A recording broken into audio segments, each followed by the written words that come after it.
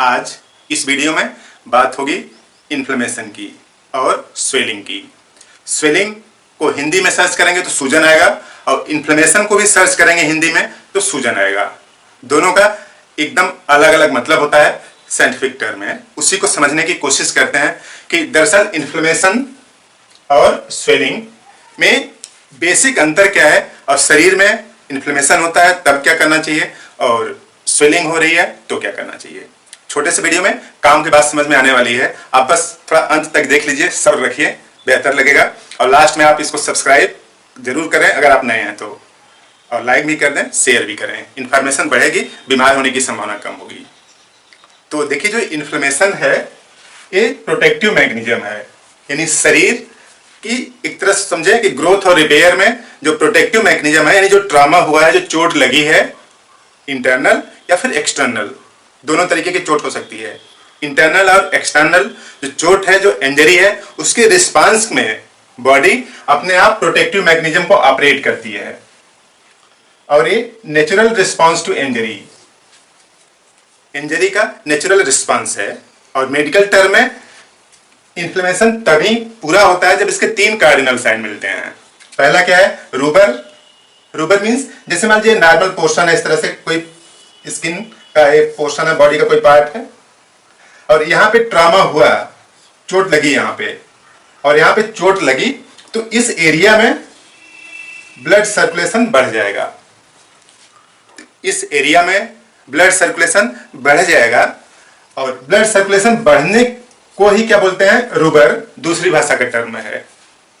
तो rubor means over supplied with blood, यानी normal blood से वहां पे क्या हो रहा है? ज्यादा हो गया है, तो वहां पे क्या आ जाएगा? रूबर टर्म है, यानी ब्लड सर्कुलेशन वहां पे क्या हो गया? बढ़ गया।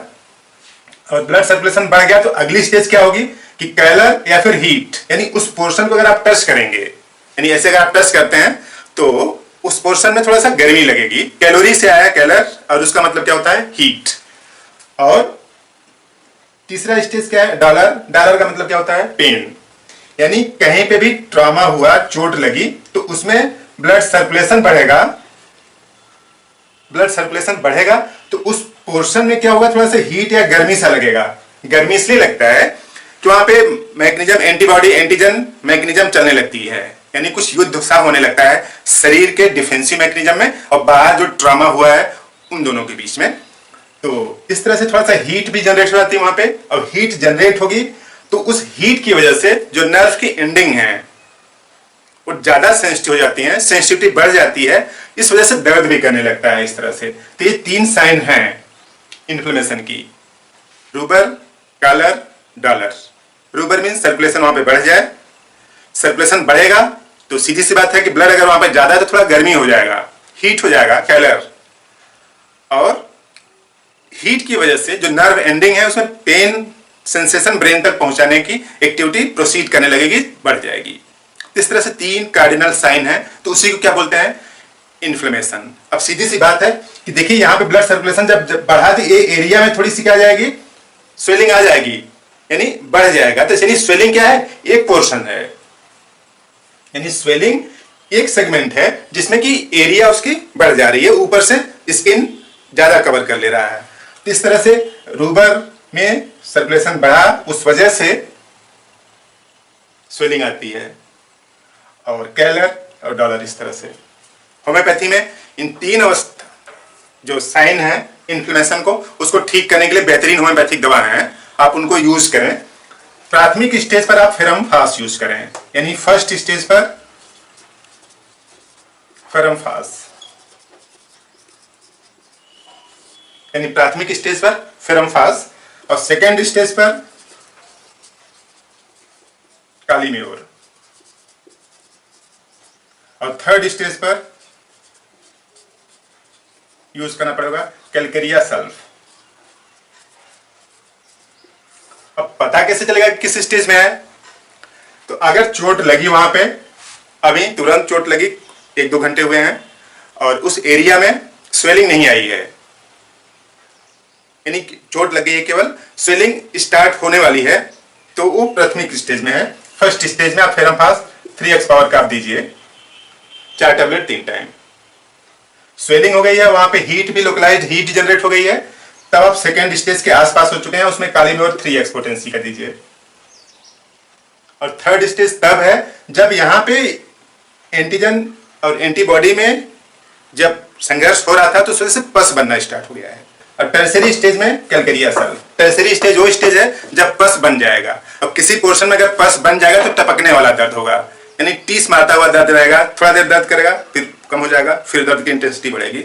इस तरह से टपकने वाला दर्द करे, यानी उस एरिया में पस बन चुका है तो थर्ड स्टेज में आ गया है, तब क्या ये आप यूज करेंगे कैलकेरिया सल्फ।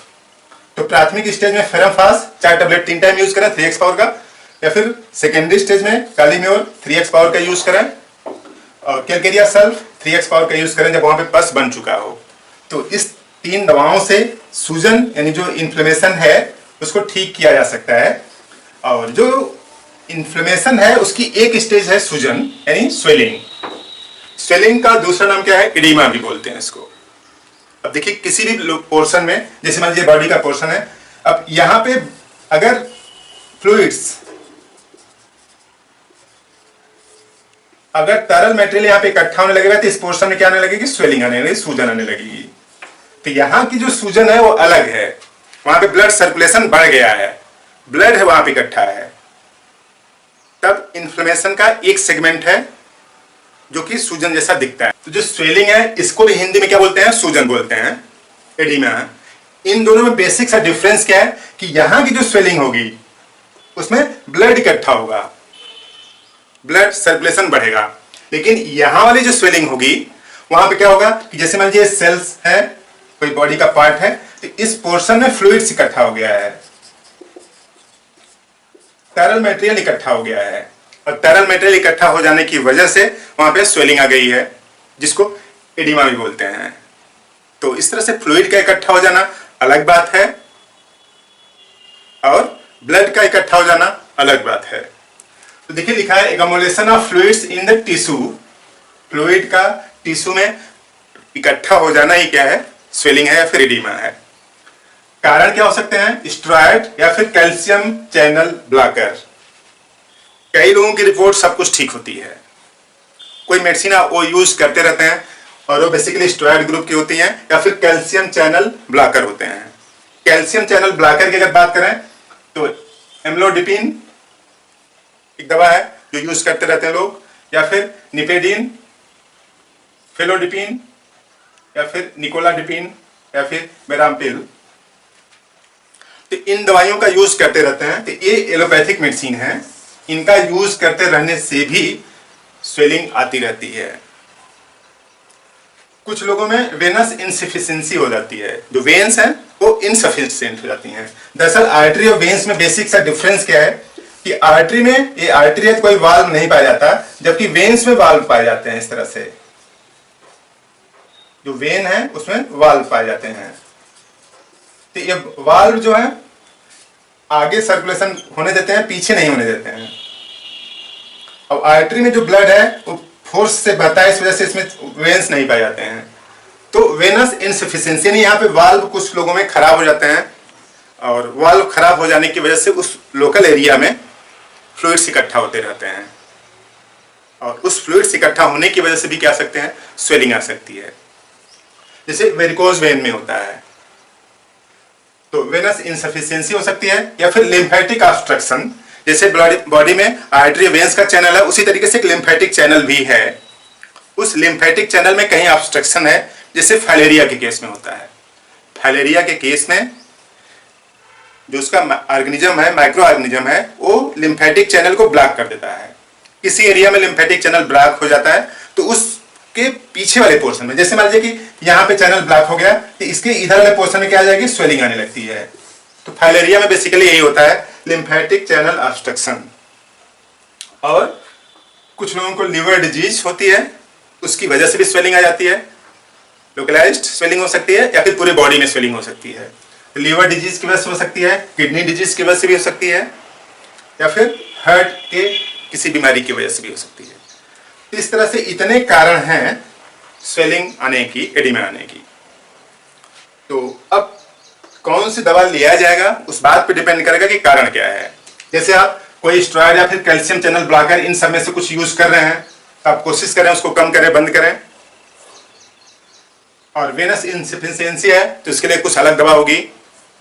लिम्फेटिक ऑब्स्ट्रक्शन है तो उसके लिए भी कुछ अलग दवा होगी। यानी जितने भी यहाँ पे कारण हैं उसके लिए अलग अलग दवा होंगी और उसके बेसिस पर ट्रीटमेंट संभव है, इलाज हो पाएगा। इस तरह से जिस टाइप का कारण होगा सूजन आने का, उसी के करिस्पॉन्डिंग इलाज होगा।